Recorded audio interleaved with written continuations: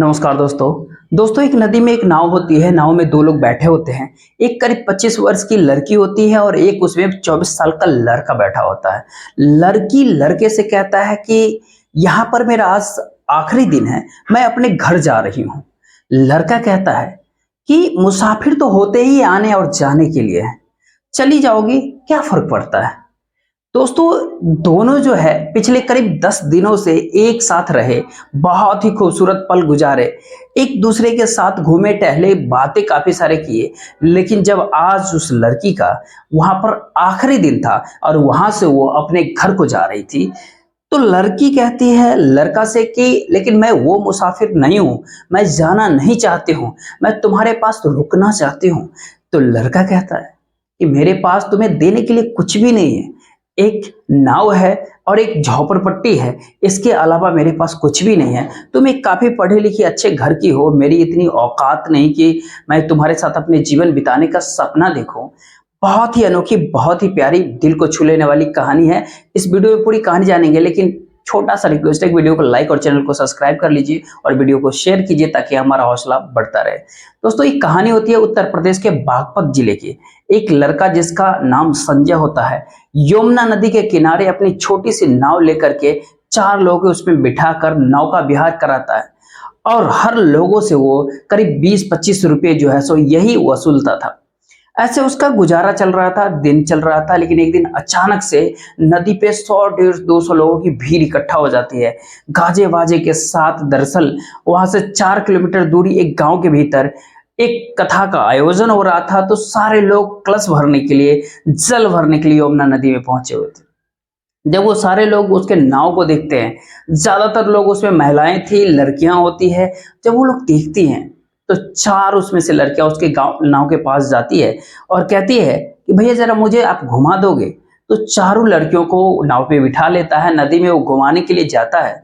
लेकिन ये चारों बहुत ही मौज मस्ती करते हैं नाव पे, एक दूसरे पे पानी उछालते हैं और इसी चक्कर में जो है वो संजय को भी भिगा देती है। अब संजय कहता है यार मेरे ऊपर तुम पानी क्यों फेंक रहे हो, आप एक दूसरे के ऊपर पानी उड़ाओ। मैं एक उसमें एक लड़की का नाम शगुन होता है। तो शगुन कहती है ओहो, पानी में रह करके तुम पानी से डर रहे हो क्या, कागज हो क्या, तुम गल जाओगे। अब उसके ऊपर और पानी फेंकती है। इस तरीके से मौज मस्ती करके करीब 15-20 मिनट बाद, चूंकि किनारे और सारे लोग इंतजार कर रहे थे, तो वो किनारे पे आ जाता है। ये 4 के 4 वहां उतर जाती है, उनसे वो पैसे मांगता है और ये 4 और अन्य लड़कियां उसमें फिर बैठ जाती है। अब शगुन से वो पैसे मांगता है नाव वाले। संजय तो कहता है कि कैसे पैसे, कौन से पैसे। तो संजय कहता है कि आप लोगों ने जो घुमा उसके तो पैसे लगते हैं, 4 लोग के 80 रुपए हुए, सबके 20-20 रुपए हुए। तो शगुन कहते हैं यार हम तो पैसे लाए ही नहीं, हम तो एक कलश भरने के लिए आए थे, हम कोई पैसे लेकर के आए थे क्या। लेकिन कहता है पैसे तो लगेंगे, मेरा बोहनी बट्टा नहीं हुआ है, आप लोग ऐसी बात सुबह सुबह कर रहे हो, मुझे भिगा भी दिया आप लोग। तो शगुन कहते हैं यार मुझे नहीं पता था कि पैसे लगते हैं घूमने का। और लड़कियों से कहते हैं यार तुम लोगों के पास, किसी के पास अगर कुछ पैसे हो तो दे दो, लेकिन पैसे किसी के पास नहीं होते। तो शगुन कहते हैं चलो कोई बात नहीं, फिर कभी तुम पैसे ले लेना। अब जो संजय होता है वो कहता है कि फिर कभी ले लेना, ये कौन सी बात कर रहे हो आप। अब 4 अन्य लड़कियां जो बैठी हुई थी वो भी उतर जाती है जब उनको ये बात पता चलता है कि अच्छा पैसे लगेंगे घूमने का। अब ऐसे में जब उतर जाती है वो सारे लोग चले जाते हैं। अब संजय जो है कुछ देर पहले काफी खुश था कि इतने सारे लोग आए हैं, आप अच्छे पैसे कमा लेंगे। लेकिन उन सारे लोगों के केवल मुंह देखता रह जाता है संजय, वो लोग वहां से चले जाते हैं। अब भीड़ वहां से चली जाती है नदी किनारे से। अब अगले दिन जो फिर से जो है शगुन और उसकी एक सहेली जिसका नाम श्वेता कुमारी होता है, ये दोनों एस्कॉर्टी से वहां पे पहुंचती है। तो करीब 500 के नोट देते हुए कहती है कि ये लो भैया, इसमें से आप 80 रुपए रख लो और आज के भी 40 रुपए तुम काट लेना, हम लोगों को आज भी नाव पे घूमना है। अब वो नाव पे बिठा लेता है। करीब नदी में कुछ दूर तक आगे बढ़ता है तो नदी के उस पार नाव जाकर के किनारे में लगा देता है और नदी के ऊंचाई पर एक जो छोटी सी चाय की टपरी होती है वहां पर आवाज लगाता है। उसकी माँ होती है वहां, कहती है मम्मी आप 500 रुपए के छुट्टे आपके पास क्या। तो वहां से एक आवाज आती है कि हाँ भैया हो जाएंगे। उसकी एक बहन होती है जिसका नाम सोनी, जिसकी उम्र करीब 16 साल की उम्र होती है। 500 के छुट्टे लेके वहां से आती है। नाव में 2 खूबसूरत लड़की को जब देखती है, उनको देख करके कहती है दीदी नमस्ते। उसके बाद वो पैसे दे देती है। जो शगुन होती है वो कहती है ये तुम्हारा घर है क्या? संजय कहता है नहीं, ये मेरी चाय की टपरी है। यहाँ पे जो कोई भी घूमने आता है, जिनका मन करता है वो चाय वगैरह बिस्किट वगैरह ले लेते हैं। शगुन कहती है यार अच्छी बात है, ये तो चाय पीने का मन कर रहा है, चलो वहां पे हम लोग चाय पीते हैं। अब वो लोग वहां पे जाते हैं उस दुकान पे, वहां से बहुत ही सुंदर खूबसूरत नजारा दिख रहा था। दुकान के चारों ओर जो झोपड़पट्टी की दुकान होती है, लेकिन चारों ओर फूल वगैरह के बगीचे लगे हुए थे। एक लकड़ी का बेंच पड़ा होता। संजय वहां जाते हुए मैं माँ से कहता कि माँ जरा मैडम के लिए चाय बनाओ। उसकी माँ काफी खुश हो जाती है, कहती आओ बेटा आओ बैठो, और अपने आंचल से उस बेंच उंच को साफ कर देती है। और जग गिलास अपनी बेटी सोनी को देते हुए कहते हैं चलो बेटा अच्छे से मांज के पानी लेकर के इसमें आओ। अब वो लोग वहां पे बैठ जाते हैं, वहां से नजारा इधर उधर का बहुत ही खूबसूरत दिख रहा था। चाय उनके सामने आती है। शगुन अपने सहेली श्वेता से बोलती है कि श्वेता यार, मैं तो जीवन में इतना खूबसूरत इतने बेहतरीन जगह कभी हमने नहीं घूमा। कितना अच्छा नजारा है, कितना अच्छा व्यू है। तो संजय की माँ कहते हैं बेटा जो कोई भी यहाँ आता है यही कहता है, सबको यहाँ पर अच्छा लगता है। तो शगुन कहती है कि आंटी और कुछ नहीं है खाने के लिए क्या, हम आपके पास कुछ समोसा लिट्टी वगैरह? तो कहते हैं इतने लोग यहाँ पे नहीं आते कि हम यहाँ पर ये सब सारी चीज बनाएं और बेचे। कुछ चिप्स वगैरह है, बंदरों की वजह से हम अंदर ढक के रख रखा है। तो कहता है शगुन ये चिप्स वगैरह दो ना आंटी। अब वो टीन की बक्सा खोलती है और वहां से कुछ कुछ चिप्स कुरकुरे वगैरह वो सब वहां से ले लेते हैं।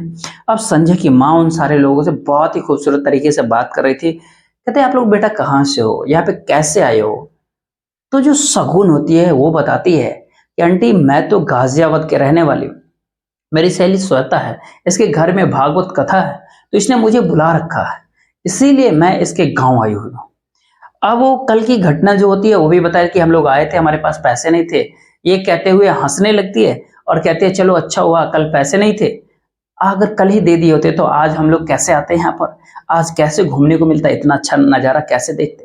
उसके बाद उसकी माँ भी हंसने लगती है, कहती है नहीं बेटा यार कुछ नहीं देते तब भी कोई बात नहीं। अब उस दिन जो होता है दोस्तों, वो लोग फिर से चले जाते हैं। अगले दिन फिर कुछ लड़कियां आ जाती है और आज वो नहाने का भी प्लान बना करके आती है, कपड़े वगैरह भी साथ लेकर के आती है। अब जैसे वो आती है संजय से कहती है कि भैया मुझे तैरना सीखना है, आप सिखाओगे क्या? तो संजय कहता है कि मैं कैसे सिखा सकता हूं आपको तैरना। तो कहती है हम पैसे भी देंगे आपको, जो पैसे आप बोलेंगे। आप पैसे का टेंशन मत लेना, लेकिन प्लीज आप हमें तैरना सिखा दो, कुछ ही दिन का समय है, मुझे आप सिखा दीजिए। कहता है कोई बात नहीं, मेरी बहन भी तैरना जानती है, आप लोग उसके साथ जो है वो तैरेगी, उसको देख करके आप लोग सीख लेना। तो कहते हैं ठीक है, चलो पहले चाय पीते हैं तुम्हारे दुकान पे के। अब तीन चार लड़कियां होती है, श्वेता शकुन और नीतू, और लड़की होती है, सब चाय की दुकान पे पहुंचती है। जाते ही शकुन संजय की माँ के गले से लिपट जाती है और कहती है ओहो आंटी, आपकी काफी याद आ रही थी, आपकी दुकान की काफी याद आ रही थी, आप कितने अच्छे हो, कितने, उनकी गालों को चूमती है और कहती है आई लव यू आंटी। अब वो कहती है क्या बात है बेटा, क्यों तुम इतना खुश हो? कहती आंटी मुझे आज तैरना सीखना है, इन्होंने कहा है कि सोनी जो है ये तैरना जानती है, तो ये हमें सिखा देगी। तो संजय की माँ कहती है बेटा एक दिन में कोई तैरना थोड़ी कोई सीख जाता है। वो कहते हैं आंटी हम कुछ भी सीख जाते हैं, तुरंत सीख जाते हैं, हमको टाइम ही नहीं लगता। अब वो लोग हंसते खिलखिलाते रहते हैं। अब सोनी को जो है संजय कहता है कि जा यहाँ पर तैर करके तुम दिखाओ, तुझे देख करके ये लोग भी सीख जाएंगे। अब एक थोड़ी सी प्राइवेसी वाली जगह जहाँ पे कोई नहाने वगैरह नहीं जाता, पानी कम होता है, दरअसल वो लोग वहीं पे नहाते धोते रहते थे। तो वहां पे सोनी जाती है और जा करके छमाछम पानी में कूद जाती है सोनी। अब सोनी जो है उसमें उन लोगों का मदद करने लगती है, लेकिन वो आपस में ही झगड़ा करने लगती है, पहले मैं कूदूंगी, पहले मैं तैरूंगी। इस तरह से सोनी को परेशान कर देती है वो लड़की। वो कहती है मैं नहीं सिखा पाऊंगी, वैसे भी उसकी उम्र करीब 16 साल की होती है। अब दुबली पतली सी होती है सोनी, 27 28 25 साल की लड़की, लंबी चौड़ी हट्टी कट्टी लड़कियां सब होती है। तो कहती है मैं नहीं सिखा पाऊंगा। तो शगुन कहते हैं कि अपने भैया को बुलाओ ना, तुम कैसे सिखा पाओगे? अब वो जाती है, संजय को आवाज देती है, संजय वहां पहुंचता है। संजय आकर के जब वहां पहुंचता है, वो सारे लोग नहाते हैं वहां पे। उसके बाद वो कहते हैं कि आओ ना सिखाओ, तुम क्यों भाव खा रहे हो, क्यों नहीं सिखा रहे हो? अब संजय सोचता है यार लड़कियों के साथ नहाना भी ठीक नहीं है, ऊपर से ये कह रही है मुझे तैरना सिखा दो, शहर की लड़कियां ऐसी होती है क्या? फिर शगुन कहती है आओ ना, टाइम नहीं है हमारे पास दोस्तों। वो खुद सारे लोग निकल जाते हैं, पानी में खींच करके उसको संजय को लाता है, पूछते हैं ज्यादा भाव खा रहे हो क्या? उसके बाद पानी के अंदर जाता है। संजय जो उनको तैर करके इधर उधर भागकर दिखाता है, कहता है ऐसे ही आप तैरो। लेकिन शगुन जो होती है, जिसको तैरना नहीं आता, वो पानी के ऊपर अपने आप को रख ही नहीं पाते, ठीक डूबना शुरू कर देते हैं, वो तैर ही नहीं पाती। तो वो कहते हैं कि तुम सिखा नहीं रहे हो ढंग से, चारा तुम भाव खा रहे हो क्या। उसके बाद उसका हाथ पकड़ लेती है और उसके बाद अपने कमर पे हाथ रख देती है, कहती है अब बताओ मुझे क्या करना। अब श्वेता और नियुक्ति देख करके हंसने लगती है। श्वेता कहती है कि क्या बात है, तुम डांस सीख रही है या फिर तैरना सीख रही है। अब जो लड़कियां जब इतना जिद कर रही थी, उसका हाथ अपने कमर पे रख देती है। अब संजय जो है, उसके मन से थोड़ा सा डर गायब हो जाता है। वो अपने हाथ का ऐसे प्लेटफॉर्म बनाता है और उसके ऊपर पानी में शगुन को अपने हाथों पे लिटा देता है। और उसके बाद कहता है कि हाथ पाँव मारो तुम, अब ऐसे ऐसे करके तैरना तुम सीख जाओगे। कुछ घंटे वो मेहनत करती है, तैरना सीखती है, लेकिन थोड़ा थोड़ा उसको तैरना शगुन को आ जाता है। और लड़कियों की मदद करता है, श्वेता और नीतू का भी, उनको भी तैरना धीरे धीरे थोड़ा थोड़ा आ जाता है। खूब इंजॉय कर रहे थे, पूरा मस्ती कर रहे थे वो लोग। गर्मी का मौसम होता है, करीब 2-3 घंटे में कुछ ना कुछ तीनों सीख जाते हैं तैरना। शगुन कहती है काफी मजा आ गया, चलो आज घर चलते हैं। फिर संजय से कहती है आप जरा दुकान पे जाओ, हम लोग कपड़े चेंज कर लेते हैं। संजय दुकान पे चला जाता है, उसका कपड़ा वहां पर पड़ा हुआ होता है, अपने कपड़े बदल लेती है। और ये लोग अपने कपड़े बदल करके सारे के सारे लोग फिर दुकान पे इकट्ठा हो जाते हैं। आते ही फिर शगुन जो उसकी माँ के गले लिपट जाती है, कहती है आंटी मैंने तैरना जान लिया। तो संजय कहता है कहाँ तैरना सीख लिया तुम, नदी के उस पार तुम चली जाओगी क्या। कहती है अरे इतना भी नहीं सीखी हूँ, लेकिन कम से कम तुरंत डूब तो नहीं जाऊंगी। तो संजय कहता है हाँ यार ऐसा तो है। अब संजय जो है पहली बार किसी लड़की के इतना करीब गया था, उसको शगुन अच्छी लगने लगती है। अब जाते जाते अपने पर्स से 1000 रुपये शगुन निकालती है, संजय को देने लगती है। संजय कहता है यार ये क्या।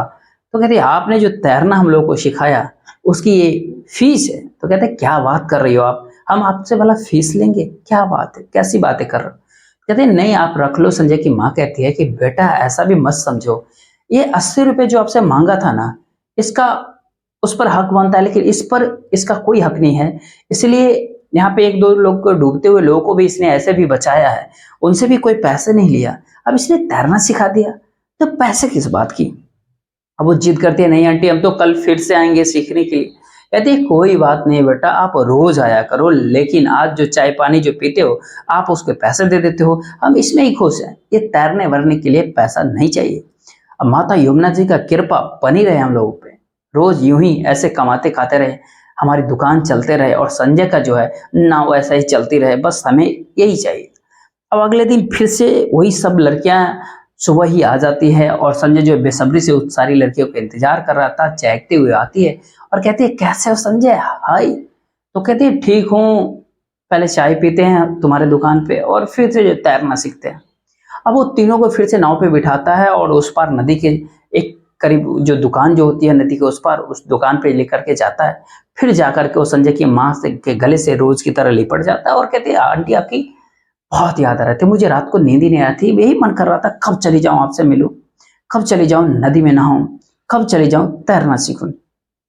अब संजय की माँ काफी खिलखिला के हंसने लगती है। शगुन जो है उसके गले से लिपट जाती है, कहती है आंटी मुझे कुछ तो आ गया है, आज मैं पूरा सीख करके जाऊंगी। तो संजय की माँ कहती है कि बेटा इस तरीके से गले मत लगो, हम लोग गरीब लोग हैं, छोटी जाति के लोग हैं।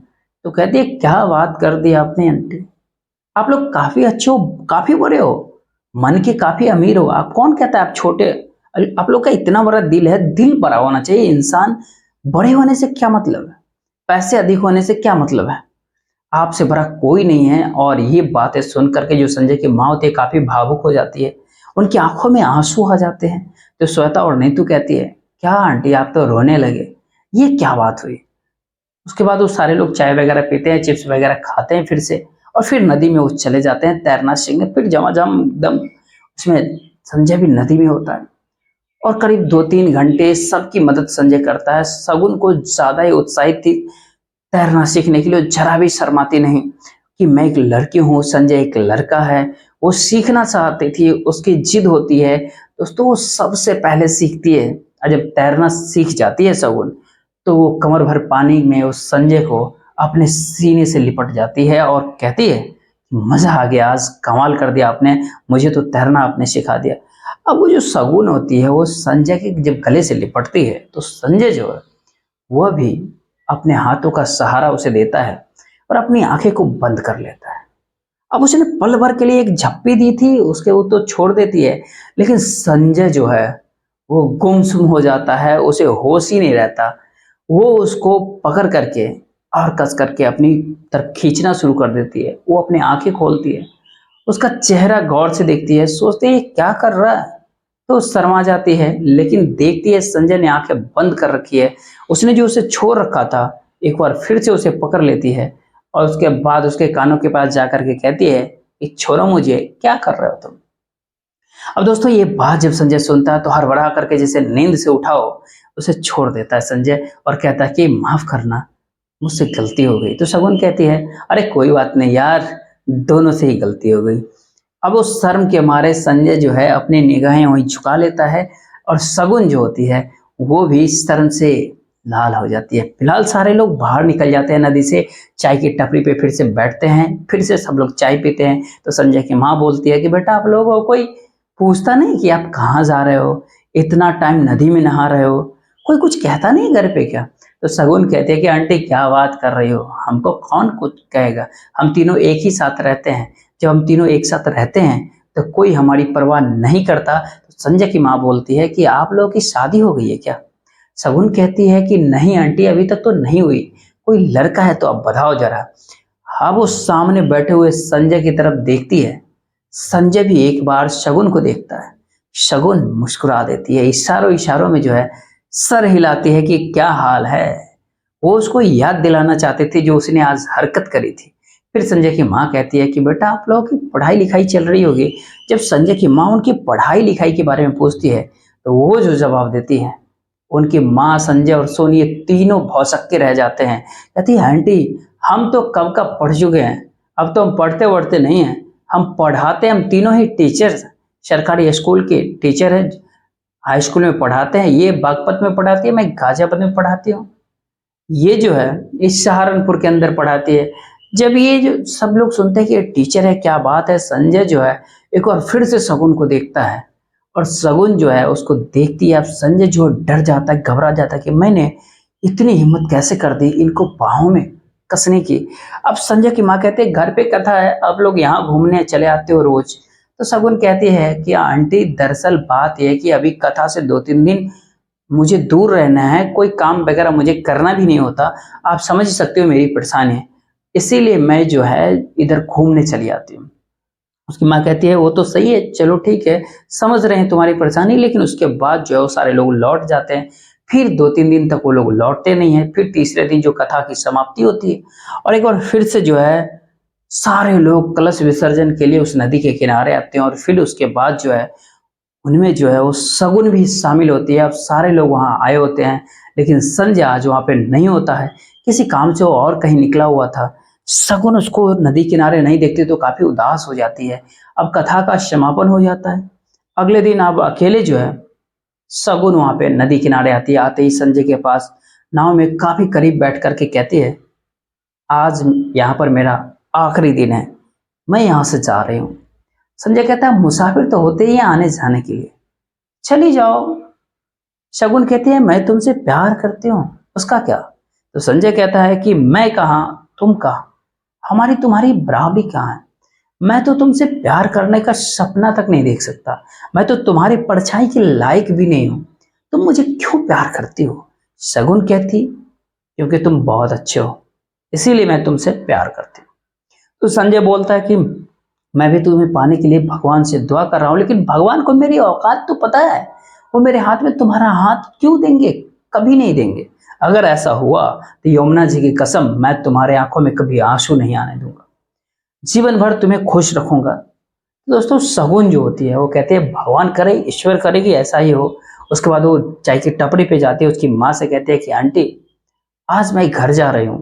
दोस्तों ये बात सुनते ही संजय की माँ काफी भावुक हो जाती है, रोने लगती है। अब वो जो सोनी जो है वो भी शगुन से लिपट कर रोना शुरू कर देती है। उसके बाद शगुन भी सबके सब वहां पे रोना शुरू कर देता है। उसके बाद फिर नाव तक संजय की माँ और बहन छोड़ने आती है। संजय की माँ कहती है बेटा फिर तुम कभी आना। सोनी रोती ही रहती है। फिलहाल शगुन नाव से जो है उस पार आती है जहाँ पर उसकी स्कूटी खड़ी होती है।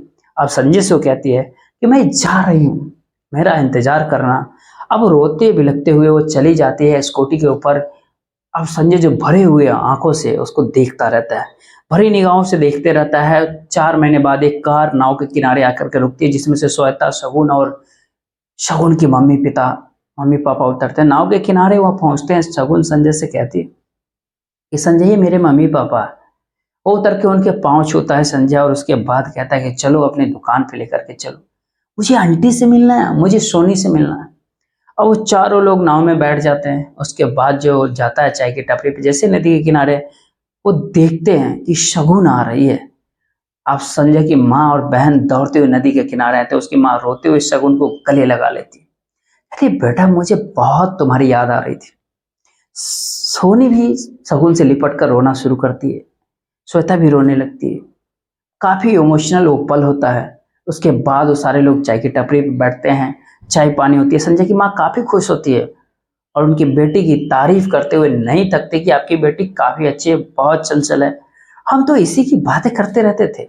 अब तो ये कुछ देर पहले ही सोनी से भी यही बात कर रहे थे। सोनी रोज पूछती थी कि कब आएंगी, कब आएंगी, कब आएंगी दीदी, और हम लोगों ने नंबर तक नहीं लिया था। हमसे यही भूल हो गई थी, लेकिन मुझे विश्वास था कि कभी न कभी शगुन जरूर आएंगे।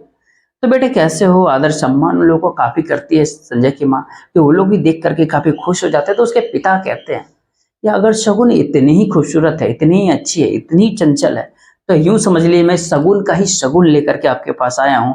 आपके बेटे से मेरी बेटी शादी करना चाहती है। अब वो जो ये बात सुनती है शगुन, संजय की माँ, तो उनका क्या रिएक्शन होता है वो शब्दों में बयान नहीं किया जा सकता। सोनी जो है वो तुरंत ही जाकर के शगुन से लिपट करके रोने लगती है। कहती है भाभी, आप कितनी अच्छी हो। उन्हें अपने कानों पे विश्वास नहीं होता। हाथ जोड़ करके कहते हैं कि हम इस लायक नहीं है, मेरा बेटा इस लायक नहीं है। ये बात और है कि 200-400 रुपये वो कमा लेता है रोज, लेकिन कहाँ ये सरकारी नौकरी करने वाली शगुन, और कहाँ इतने बड़े लोग आप लोग, हम तो आपके आगे कुछ है भी नहीं। तो उसके पिताजी कहते हैं ये सब कुछ बहन जी हम नहीं देखते, नहीं मानते। हमने पूरी दुनिया घूमा है, इंसानियत से बड़ा कुछ भी नहीं है। मेरी बेटी हमेशा सुखी रहे, हमारे पास धन दौलत की कोई कमी नहीं है, मेरे पास और कोई औलाद भी नहीं है इस बेटी के अलावा। इसीलिए जो है मेरी बेटी जो है, जो फैसला किया, आज मैं देख रहा हूँ कि बहुत ही अच्छा इसने फैसला लिया है। दोस्तों उसके बाद जो इन दोनों की धूमधाम से शादियाँ होती है 2019 में।